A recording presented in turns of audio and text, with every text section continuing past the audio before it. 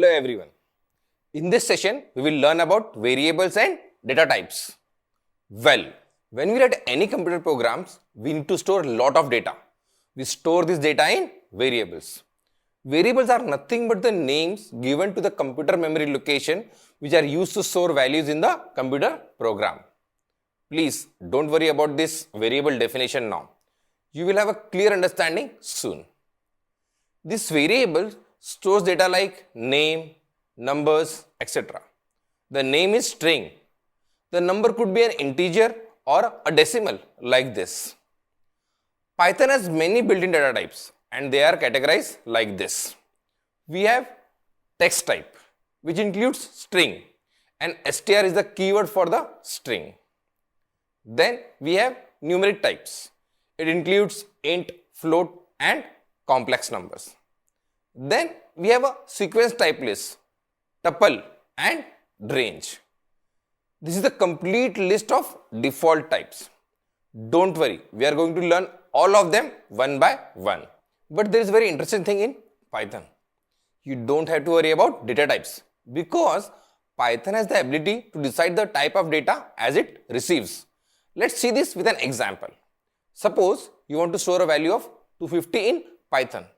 For this, we will write x equal to 250 like this. First print statement, and inside print we will write x to print the value of x like this. Please make a note over here. When we use print statement earlier, we enclose hello in the double quotes. But here, quotes are not required because we are printing the value of the variable. When we want to display text as it is, we will use double quotes or single quotes.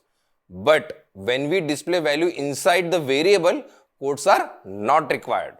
Now, to check the data type of x, we will write a print statement, and inside print we will write type and in bracket x like this. Let's run the code. Here we got the output. First is the value and next is the type. You see, type is int over here because 250 is an integer. Python understood the data type and gave the output. In other programming languages, we first specify the data type and then you can use the variable. But Python handles it automatically. Now let's try with decimal. Here we will write y equal to 2.9 like this. Now again print y using the print statement like this. And now we will print the type using type inside print like this. Let's run the program. Well, you got the output as a class float. Let's again try with the string data type. We will write x equal to Python programming.